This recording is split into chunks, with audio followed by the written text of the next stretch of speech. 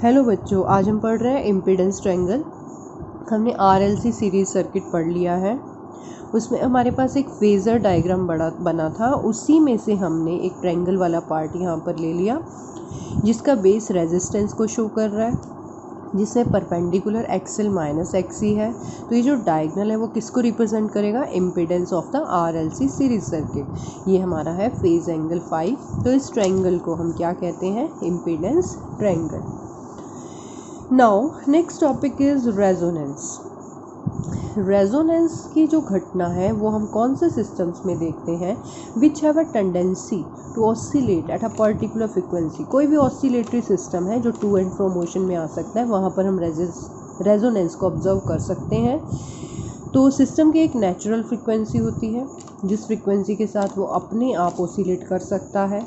अगर हम उसके ऊपर एक फोर्स लगाते रहें और फोर्स एक पर्टिकुलर फ्रिक्वेंसी के बाद लगाएं, जैसे कि बच्चा झूले खाता है, झूले झूल रहा होता है, हमारी साइड आया, हमने धक्का दे दिया, फिर घूम के आया, फिर हमने धक्का दे दिया। तो अगर फोर्स की एक फिक्स फ्रिक्वेंसी है और फोर्स की फ्रिक्वेंसी और सिस्टम की नेचुरल फ्रिक्वेंसी अगर मैच कर जाती है तो हमारे वहाँ ऑसिलेशन की एम्पलीट्यूड क्या हो जाती है? मैक्सिमम। अगर बच्चे के झूले खाने के रूप में हम सोचें तो उस समय बच्चा अपनी मीन पोजीशन से काफ़ी दूर जा सकता है, मीन्स लंबा झूला ले सकता है। तो उस समय एम्पलीट्यूड लार्ज हो जाती है और इसी घटना को हम क्या कहते हैं? रेजोनेंस। कहने का मतलब पहली कंडीशन है कि सिस्टम होना चाहिए ऑसिलेटरी, फिर हम उसको एक फोर्स द्वारा ड्राइव कर रहे हैं, और तीसरा, अगर फोर्स की फ्रीक्वेंसी और नेचुरल फ्रीक्वेंसी इक्वल हो गई तो वहाँ पर एम्पलीट्यूड की वैल्यू क्या हो जाती है? मैक्सिमम। तो यही घटना क्या कहलाती है? रेजोनेंस। वो तो था मैकेनिकल एग्जाम्पल, लेकिन हम इसको अप्लाई कर रहे हैं अपने इलेक्ट्रिकल सर्किट्स में। तो हम डिस्कस कर रहे हैं सीरीज़ रेजोनेंस सर्किट। इसमें हम आरएलसी को ज्वाइन करेंगे सीरीज़ में और एसी सप्लाई के साथ ज्वाइन कर देंगे। तो जब रेजोनेंस की घटना यहाँ पर होगी तो सिस्टम का करंट क्या होगा? मैक्सिमम होगा। तो सिस्टम का करंट मैक्सिमम होगा, तो वो कंडीशन हम निकालना चाहते हैं कि सिस्टम का करंट कब मैक्सिमम हो सकता है। ये हम डेरिवेशन में कर चुके हैं पहले से ही। इम्पीडेंस का formula R² plus omega L minus 1/ωc का होल स्क्वायर अंडर रूट। ये है हमारा आरएलसी सीरीज सर्किट का इम्पीडेंस। अगर हम बहुत लो फ्रिक्वेंसीज की बात करें तो हमें पता है इंडक्टिव रिएक्टेंस क्या है? XL which is equal to omega L.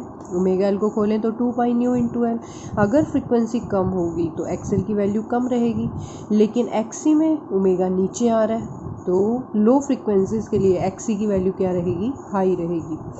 अब हम क्या करते हैं? हम फ्रिक्वेंसी को ना बढ़ाते चले जाते हैं। We are going on increasing the frequency. तो एक्सएल क्या होगा? इंक्रीज होता चला जाएगा, और एक्सी क्या होगा? डिक्रीज होता चला जाएगा। एक पर्टिकुलर ओमेगा के ऊपर, जिसको कि हम ओमेगा आर कह रहे हैं, एक्सएल और एक्सी दोनों बराबर हो जाएंगे। दोनों के फॉर्मूले पुट कर दिए। Omega R L is equal to 1/ωRC। Omega R को ऊपर ले गए, एल को नीचे ले आए, तो ओमेगा आर की वैल्यू क्या आ गई? 1/√LC। ओमेगा को 2 पाई न्यू आर लिख दिया, तो न्यू आर की वैल्यू क्या आ गई? 1/2 पाई √LC। तो ये वो फ्रिक्वेंसी आ गई जब आपका इंडक्टिव रिएक्टेंस और कैपेसिटिव रिएक्टेंस दोनों की वैल्यू सेम हो जाती है। दोनों की वैल्यू सेम होगी तो इम्पीडेंस में एक्सएल माइनस एक्सी आ रहा था, वो फैक्टर 0 हो गया। तो इम्पीडेंस किसके इक्वल आ गया? रेजिस्टेंस। और ये जो है इम्पीडेंस की मिनिमम वैल्यू है। तो इससे पता चला कि आरएलसी सीरीज सर्किट का इम्पीडेंस उस समय मिनिमम हो गया। तो करंट क्या होता है? EMF bye impedance. तो इस समय करंट की वैल्यू क्या रहेगी? मैक्सिमम। इसका मतलब इस समय रेजोनेंस अक्कर हो चुका है, और इस फ्रिक्वेंसी को हम कहते हैं resonance frequency.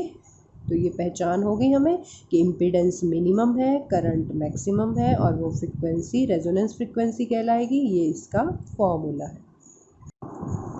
RLC series resonance circuits हम एक्सेप्टर सर्किट्स भी कहते हैं। ये टीवी और रेडियो के रिसीविंग सेट्स में यूज़ होते हैं।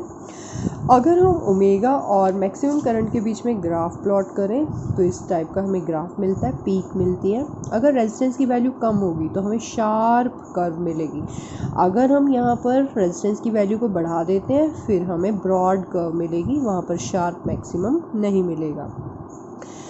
तो यहाँ पर देखो पर्टिकुलर ओमेगा आर के ऊपर है, तो करंट की वैल्यू क्या है? बहुत ज़्यादा हो चुकी है। तो आप लोगों ने कभी ट्रांजिस्टर में नॉब को घुमा के देखा होगा, एक हमारा स्टेशन लग गया, फिर हमने नॉब को थोड़ा और आगे की तरफ किया तो पिछला जो आपका आप सुन रहे थे किसी भी चैनल का, तो वो फेंट हो जाएगा, थोड़ा आपको धीमा सुनाई देगा और अगले स्टेशन का थोड़ा थोड़ा सुनने लग जाओगे। फिर आप नॉब को थोड़ा सा घुमाओगे ट्रांजिस्टर की नॉब को, तो अगला स्टेशन अच्छे से लग जाएगा। अच्छे से लगने का मतलब वहाँ रेजोनेंस हो जाती है और उस पर्टिकुलर सिग्नल के कॉरस्पॉन्डेंस में आपको ज़्यादा करंट मिलने लग जाता है। तो इसका मतलब जब हम नॉब घुमाते हैं तो हम एल और सी की वैल्यू चेंज करते हैं। एल और सी की वैल्यू चेंज होने से रेजोनेंस फ्रिक्वेंसी से हम मैच करवा देते हैं अपने सिस्टम की फ्रिक्वेंसी को। नाउ क्वालिटी फैक्टर, इसको क्यू फैक्टर भी कहते हैं, शार्पनेस ऑफ रेजोनेंस भी कहते हैं। इसकी डेफिनेशन क्या है? वोल्टेज अक्रॉस एल और आर, एल या सी के अक्रॉस जो वोल्टेज है उसको हम वोल्टेज अक्रॉस आर से क्या कर देते हैं? डिवाइड। दोनों की रेशियो को हम क्या कहते हैं? क्यू। तो हमने ले ली voltage across L, reactance of inductor into current upon resistance into I, I से तो आई कैंसिल हो गया, ओमेगा आर की वैल्यू पुट कर दी, अंडर रूट एल से अंडर रूट एल कैंसिल हो गया, ऊपर अंडर रूट एल बच गया।